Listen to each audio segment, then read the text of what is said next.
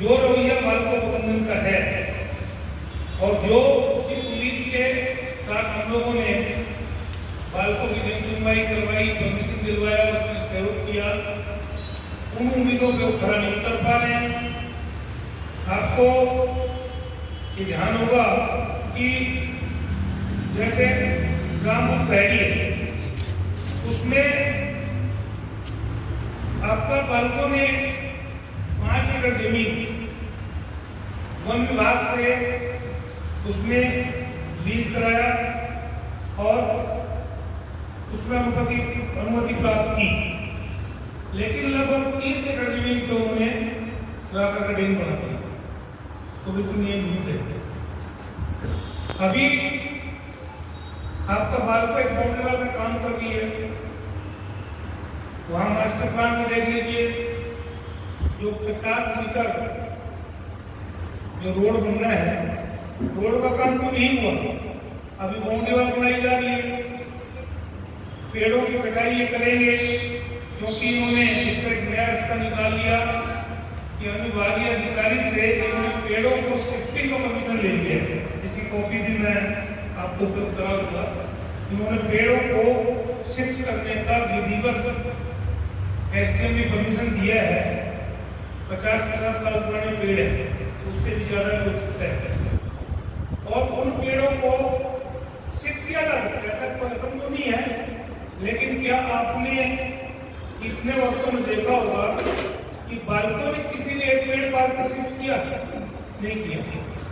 वो शिफ्ट करने के नाम से उन पेड़ों को काटेंगे, दूसरी जगह पेड़ लगाएंगे नहीं, और लगाए तो पेड़ बढ़ेंगे नहीं, क्योंकि बालकों ने पहले भी प्लांट के भीतर जो वृक्षारोपण पहले हुआ था उन्होंने उसको काट के वहां प्लांट बना चुके हैं। जो किसी भी प्लांट का हो, चाहे घर का नक्शा हो, एक हर चीज के नियम बने हुए। अभी 9 मंजिल के टावर की परमिशन तो दी गई है। 9 मंजिल के टावर की परमिशन के लिए उसमें कितनी जमीन खाली होना चाहिए, कितना चौड़ाई का आसपास में रोड होना चाहिए, क्या उन रोडों का निर्माण कर लिया गया? नहीं किया गया। इस प्रकार से ऐसी बहुत सी चीजें हैं जो आपको मैं बताना चाहता हूं कि आपका जैसे जो रेडबर्ड पंप था, पहले उसमें उन्होंने बदलाव शुरू किया जब उन्होंने पावर प्लांट लगाया, लगातार उसकी ऊंचाई बढ़ाते गए। आज उसकी स्थिति क्या है वो आप लोग देखते होंगे। आपका जो नाला है, आपका बेलगिरी नाला जो है, बेलगिरी नाला में इन लोगों को बनाना चाहिए, बड़े गड्ढे खोद के उसका उपयोग करना चाहिए नाला के आसपास। उसकी बजाय नाला में एक बड़ा नाला कंक्रीट का बना रहे लोग, साथ में कंक्रीट की बड़ी बड़ी टंकियां बना दी हैं, तो नियम विरुद्ध है। क्या उन टंकियों को बनाने की परमिशन कौंसिल विभाग ने दी, उसके बारे में कोई जानकारी नहीं। उन टंकियों में राका का पानी भरता है और रात के समय बेटाइम उसको खोल दिया जाता है ताकि नाले में बहे। आज बालको प्रबंधन और पावर प्लांटों की वजह से आज हस्तो नदी की क्या स्थिति है, ये आप भली बात देख सकते हैं कि पूरी हस्तो नदी में आपको चारों तरफ राखड़ी लाकर नजर आएगी। लोगों का जो निस्तारी के लिए, लोगों के जो पानी पीने के लिए, जानवरों के लिए है, पेयजल की व्यवस्था, उस सब में जो दिक्कतें आ रही है वो सब उसी का नतीजा है। राका परिवार का जो कार्य होता है, बालकों ने, आप लोगों को ध्यान होगा जब मैं स्वयं मंत्री था उस समय भी हमने जो बालकों राका जगह जगह फेंक रही थी उसका विरोध किया था, इस बात पे जाकर विरोध किया था, क्योंकि उस समय ध्यान होगा कि कलेक्टर जब आपके संजीव झा थे, तो संजीव झा को हमने भी दिवस प्रोटोकॉल जारी करके बुलाया तो वो कोरबा छोड़ के भाग गए थे। उन्होंने एसडीएम को भेज दिया था, एसडीएम को डांटा गया और उसके बाद उसके पास कोई जवाब नहीं था। उसके बाद भी इन्होंने जब हम ये जो आपका रिश्ती से जब रिंग रोड से बालको जाएंगे तो ढेंगू नाला है, नाले के पहले वन विकास निगम की जो जमीन थी उस सैकड़ों एकड़ जमीन पे लगभग 40-50 हाइट में इन्होंने भर दिया। मैं पूछता हूँ, भारत सरकार ने जब केंद्र भारतीय जनता पार्टी की सरकार आई तो भारत सरकार ने 2021 में एक आदेश पारित किया कि भविष्य में कोई भी पावर प्लांट लगाएगा तो उसमें एस डैम का निर्माण नहीं किया जाएगा और आपको एस को हटाने के लिए रोडों में या लो लाइन एरिया में उसको भरा जाएगा। तो लो लाइन एरिया आप कभी भी, मैं आप लोग के साथ चलने को तैयार हूँ, चल के देख लीजिए, ऐसी बहुत सी जगह हैं जो आकर के पहाड़ बना दिए गए, वो लो लाइन एरिया है ही नहीं। अगर लो लाइन एरिया में भरते एक अलग बात थी, सेंट्रल गवर्नमेंट का नियम है, हम भी बोलते हैं चलो ठीक है जमीन क्लियर हो जाएगी। इसके साथ साथ बहुत सी जगह है इन्होंने जमीनों को कटिंग करके मिट्टी निकाल के रख रहे हैं, तो लो लाइन एरिया नहीं, प्राकृतिक से जो लो लाइन एरिया होता है उसमें भरने के लिए गवर्नमेंट ने प्रावधान किया है। उसमें कहीं भी ये नहीं किया गया है कि आप जमीन लो उसमें काट के उसमें रख रहे भर, जबकि इतनी छूट किसने दी? हमारी सरकार के टाइम एक श्रीवास्तव थे, उन्होंने खूब मनमानी की रात भरी, आज वो फरारी में है। तो मैं पूछता हूँ, क्या बाइकों का राकड़ काम बंद हो गया? क्या राकड़ का काम ट्रांसपोर्टिंग बाइकों नहीं कर रही है? और कर रही है तो वो इस बात को सार्वजनिक कर दे या जिला प्रशासन इस बात को सार्वजनिक करा दे कि पिछली सरकार में जो गड़बड़ी थी वो फ्रॉड है।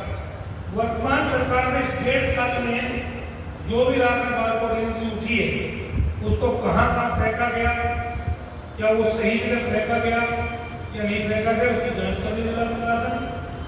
उसके लिए जिला प्रशासन के पास टाइम नहीं है, प्रशासन का ना कोई विजन है और ना इनके पास टाइम है। इस प्रकार से आपका जो स्थानीय जो बेरोजगार हैं उनके साथ भेदभाव किया जा रहा है, अन्य प्रदेशों में भर्ती की जाती है और वहां से लाकर लोगों को क्या काम पर रखा जाता है। इसके साथ साथ जो आश्चर्य की बात यह है कि जो नए स्टेट बनाने की अनुमति प्राप्त करने के समय प्रबंधन ने जिस क्षेत्र को ग्रीन बेल्ट दर्शा चुका है उस क्षेत्र में हजारों की संख्या में फलदार वृक्ष छायादार वृक्ष मौजूद है। तो उन वृक्षों की कटाई करने के स्थान पर जो उनको स्थानांतरित करने की जो परमिशन ली गई है उसकी क्या गारंटी है? कौन उसकी देख रेख करेगा कि उन पेड़ों को दूसरी जगह वहां से निकाल के वहां लगाया कि नहीं लगाया गया, उसका कौन जवाबदार है? क्या उसकी देख रेख एसडीएम करेगा या वन विभाग करेगा या उसके लिए कोई जांच कमेटी बनाई जाएगी? इसका कोई भी इसमें जिक्र नहीं किया गया। सिर्फ ये कहा गया कि अगर उनको काटा गया तो आपको कार्रवाई की जाएगी। तो कार्रवाई कितनी हुई है पहले भी देखे होंगे, जहां भी इन अंडरटेकिंगों ने, जहां भी विशेष करके बालकों ने जब भी पेड़ों को काटा है तो 10-20-50 हजार फाइन कर दिए जाते हैं, तो फिर उसके बाद का कोई मतलब ही नहीं रहता।